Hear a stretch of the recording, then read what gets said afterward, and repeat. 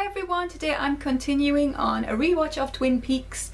I'm on to season 2 episode 20, which is called Checkmate, and it was written by Harley Payton and it was directed by Todd Holland. Okay, so this opening to the episode is very sci-fi heavy. It feels a little unusual for Twin Peaks to show this kind of thing. You know, the shot of the heavens with this weird symbol zooming through. I don't know if that's the most powerful opening scene. It's certainly a bit weird, but it does look a little Star Wars-ish. It almost flips the genre of Twin Peaks when we start to move into this kind of subject. Major Briggs here is showing the first signs of being affected by his work. He finally breaks down in this scene where he says, is this thing that I'm going through, is it meant for my soul? Which I think is an interesting question to ask, and I think that a lot of things that seem to happen in Twin Peaks in the storyline, they do seem like events seem fated towards people, especially in the case of Cooper and what he has had to face. I think that there is a reasonable assumption that there is some greater power that is absorbing these souls, these lives, and for a reason, for a higher purpose. And of course the government send people in to take Major Briggs away before he can disclose anything of importance. These markings that the Major has behind his ear are very interesting, and again it feels like a very sci-fi move, like as if he's been abducted by aliens who've marked him. So we've had references to tattoos before, with the one-armed man saying he had a tattoo on his arm that he had to cut off. The tattoo actually on Major Briggs's behind his ear, it is actually just like not an ink tattoo. It just seems to like have been a branding, like as if the skin has been burned or damaged in some way to produce these three triangles.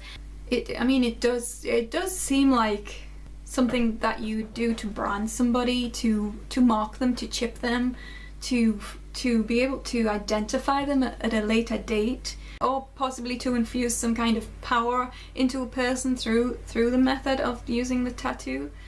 Okay, so I find it amusing that Denise is always doing like very feminine things, like putting lipstick on or filing her nails in this scene. I'm gonna look upon that as sort of Denise still discovering the joys of womanhood. Okay, so Dick is dressed like Inspector Clouseau, and he is hot on the trail of little Nicky, whom he is convinced is the devil. Okay, so Norma and Ed passing these clandestine notes across the table, continuing this painfully beautiful love affair that they have. I think Norma's expression in that scene says it all. She has a look of, it's almost a tortured look, but at the same time it's like, thank God that you want me and love me, and I love you back. So the Bobby and Shelley relationship is showing signs of breaking down, mostly because of Bobby's unwillingness to commit to that adult life with Leo. He really wanted just to make money off Leo, and now that he can't, he's found another way to. And he thinks that because he thinks at this stage, I believe that as long as he's making money, then he'll be happy. As long as he's a big shot, he'll be happy, and he thinks that he can discard Shelley at this stage and everything will be fine. So I like all this stuff with James doing a bit of soul searching and realizing that his life with Laura wasn't what he thought, and coming to some conclusions about the way his life was in Twin Peaks and his place in the world. So Nadine, I was thinking about Nadine recently.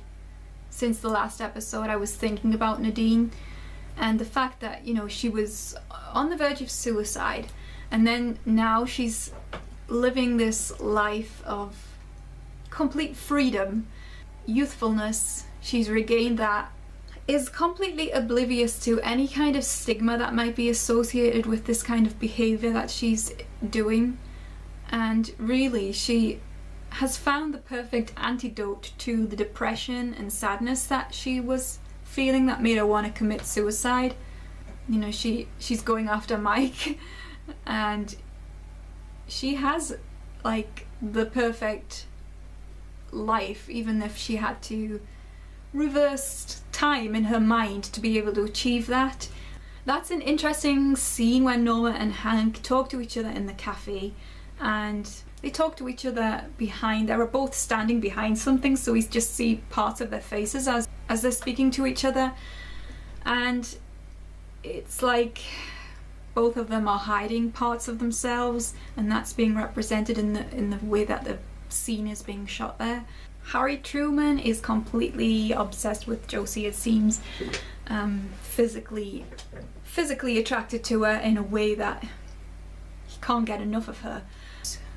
There is always that thing that Josie's holding something back. She's not being fully honest with Harry, and she's not being honest with anybody. So Ben Horn has completely deteriorated at this point, and Audrey seems very much like she's had to become the boss and take charge of everything. However, she at this point is shocked and astonished by her father's behavior. He doesn't seem to acknowledge reality in any sense. However, I do think it's amusing that the first person she'd call is Jerry, given his complete incompetence and character. But I guess that Audrey, still as a young woman, would probably do that. So this scene where Norma comes to Ed's house feels very like a soap opera love affair. You know, they are they're very much acting out the love affair. So Ernie is getting ready to go undercover, and Cooper is deputized by Harry so that he can take part in this investigation, and Denise temporarily becomes Dennis. I like the fact that the transformation back to Dennis, there is still a very feminine affectation. I always think this scene with Dick and Andy in the office looking for the records of Little Nicky is very funny. This couple comes in looking for the staff members to help them with their adoption of a little boy, and Dick decides that the best way to get rid of them is to tell them that this little boy is dead.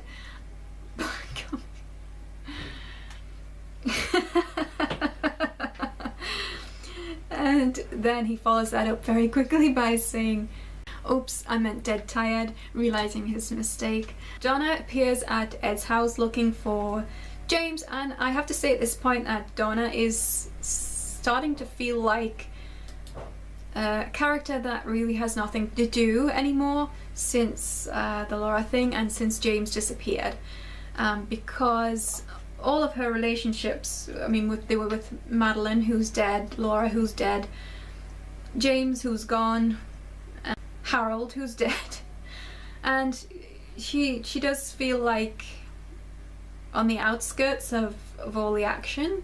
When Nadine comes home and she decides to attack Hank to protect Ed, I do think there is something to be said about the role reversal there, and the fact that she is really fighting hard for Ed, whereas I think that a lot of people might think it should be the other way around. And not unexpected that Catherine turns up and continues that love-hate relationship she has with Ben, where they both need to double-cross one another, and yet they want each other and love each other at the same time. It's actually nice to see James smiling for a change, because I think since the beginning of Twin Peaks started, I mean, how many times have we seen him smile? Even when he was happy with Donna, there was a bit of angst there, like they loved each other a bit too much, and it was sort of hurting them, it was smothering them, and we didn't see him happy a lot.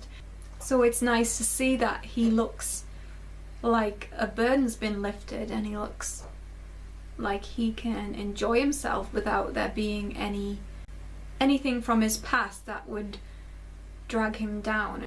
So this is quite a dark scene when Cooper is held hostage by Jean Reno, and Jean Reno starts to talk about why he holds Cooper responsible for his brothers' deaths.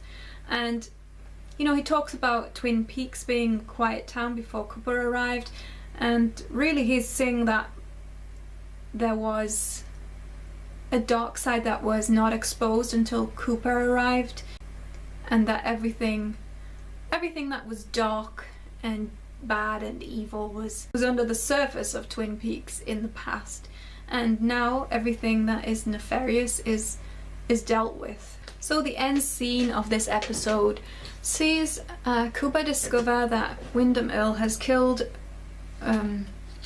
just like a random person, just to make a point to reveal his next move in the chess game that they are playing, this deadly chess game that Cooper thought that he was going to give the next move via the newspaper ads, and instead he has shown his intentions by taking it to this level of rigging everything so that he can get in there and stage this whole horrific House of Horrors thing.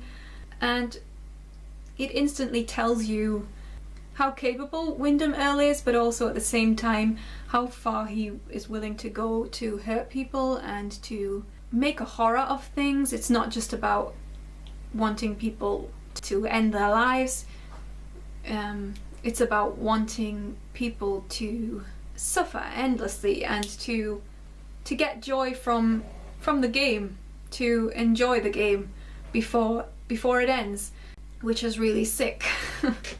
So and I must say that Windom Earle, the more we see of him and his work and hear of him and the things that he's doing, the more horrifying a figure he becomes at this point, and the bigger the build-up. Hello, sweetheart. I thought it was an okay episode. I liked the stuff with Jean Reno and Denise. Again, I like the stuff with James, but only the fact that he's going on this voyage of self-discovery. It's kind of sad that at the end of the James scenes in this episode, we saw Evelyn plotting to do something to him, and when you realise that at this tender stage of his recovery, James, his emotional and spiritual recovery from all the harm that he's been through in Twin Peaks, all the hurt that he's been through in Twin Peaks, that he is not going to actually have an easy time of it like we originally think he might. I think there's a lot of, again, like in the last episode, I think there's a lot of resetting still going on, like with Catherine coming back to Ben and rekindling that relationship, and Bobby discarding Shelley, and Norma and Ed reconnecting as well. The stuff with Major Briggs is of course quite interesting, and there's a lot to speculate about that, about what is going on, about what things mean. He makes a point of saying that, you know, him and some other men are unofficially investigating things not from the skies but on the earth and centered in Twin Peaks. But that original scene with the spinning object, it did make it seem like whatever is in Twin Peaks had come from outside of Twin Peaks, from the heavens. That's what that scene seems to imply. So anyway, that is it for now. Thanks for watching today, and next time I'll be looking at episode 21. You can subscribe if you like to the channel to keep up to date with the rewatches, which I'm doing until the end of this second season, and of course when the new season starts I'll be reviewing those episodes too. And I also do some news videos and other random fun videos. So if you want to subscribe for any of that stuff, you're very welcome to do so. And you can follow me on Twitter as well. I have a Twitter account at the Log Sadie, and that's it.